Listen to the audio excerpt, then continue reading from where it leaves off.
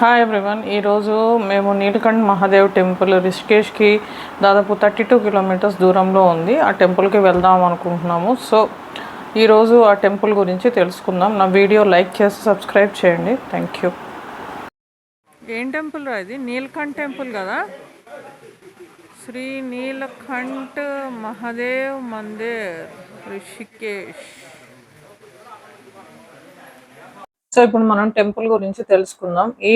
ఈ టెంపుల్లో శివుడిని నీలకంఠుడు అంటారు. ఎందుకంటే మనము సాగర మదనం చేసినప్పుడు ఫస్ట్ హాలాహలం వచ్చినప్పుడు భూమిని రక్షించడానికి శివుడు తన కంఠంలో విషాన్ని తాగి తన కంఠంలో ధరించాడు. సో నీలకంఠుడు అంటే నీలి కంఠం ఉన్న వ్యక్తి కాబట్టి ఇక్కడ శివుణ్ణి ఆలయాన్ని నీలకంఠ మహాదేవ్ ఆలయం అని పిలుస్తారు.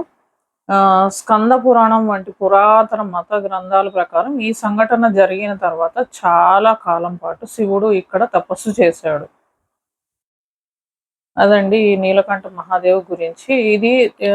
ఈ టెంపుల్కి రావాలంటే దాదాపు రిషికేష్ నుంచి 32 కిలోమీటర్స్, నీల్ వాటర్ ఫాల్స్ నుంచి నా వీడియో మీరు చూసే ఉంటారు.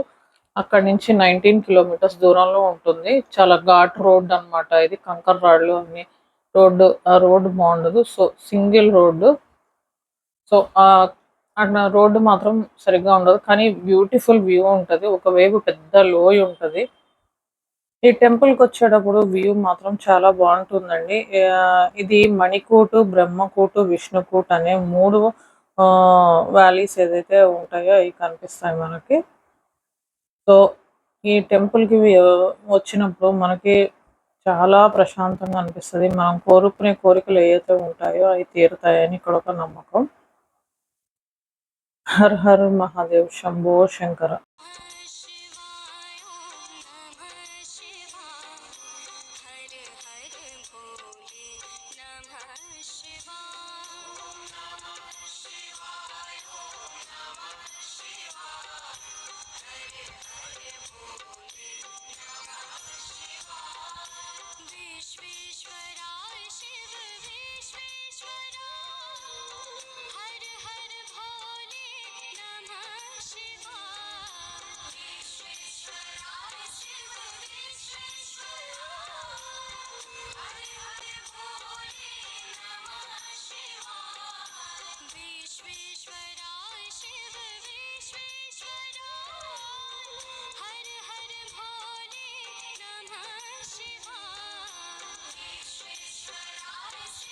నా వీడియోస్ మీకు నచ్చినట్లయితే లైక్ చేసి సబ్స్క్రైబ్ చేయండి. ఈరోజు ఈ టెంపుల్ నీలకంఠ్ మహాదేవ్ టెంపుల్ గురించి తెలుసుకుందాం. ధన్యవాదాలు.